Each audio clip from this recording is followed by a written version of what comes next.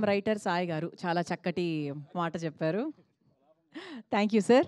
ఆ తర్వాత మా ప్రొడ్యూసర్ శిరీష్ గారిని మాట్లాడవలసిందిగా రిక్వెస్ట్ చేస్తున్నాం. ఆ ప్రొడ్యూసర్ కమ్ డిస్ట్రిబ్యూటర్ అందరు ఇక్కడ చాలా కమ్లే ఉన్నారు కదా సార్. Good evening.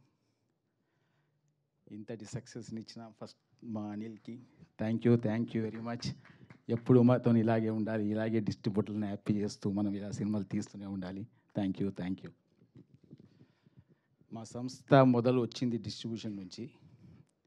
ఒక 20 years బిఫోర్ డిస్ట్రిబ్యూటర్కి ఉన్న వాల్యూ ఈరోజు లేదు. ఒక డిస్ట్రిబ్యూటర్కి రెస్పెక్ట్ లేదు, ఒక డిస్ట్రిబ్యూటర్కి గౌరవం లేదు. ఇలాంటి సమయంలో డిస్ట్రిబ్యూటర్ తలెత్తుకునేలా చేసిన సినిమా సంక్రాంతికి వస్తున్నాం. ఇవాళ ఈ డిస్ట్రిబ్యూటర్లు అందరూ వచ్చి ఇలా కూర్చొని చూసి చాలా రోజులైంది.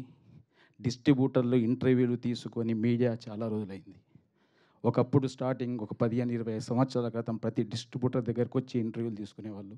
సినిమా ఎలా ఉంది, ఎంత కలెక్ట్ చేసింది, ఏంది అని. ఈరోజు అది లేదు. ఒక సినిమా ఇంత కలెక్ట్ చేసింది అని మీడియా, ప్రొడ్యూసర్స్ ఎవరికి వారే ఫిగర్లు వేసుకుంటున్న రోజులు ఇవి. నిజాయితీగా డిస్ట్రిబ్యూటర్స్ ముందుకొచ్చి ఈ సినిమా ఇంత చేసింది అని తలెత్తుకొని చెప్తున్న సభ ఇది. Thank you. ఫస్ట్ మా సంస్థ నుంచి ఒక 2-3 years నుంచి అంతగా విజయాలు లేవు, సక్సెస్ లేవు.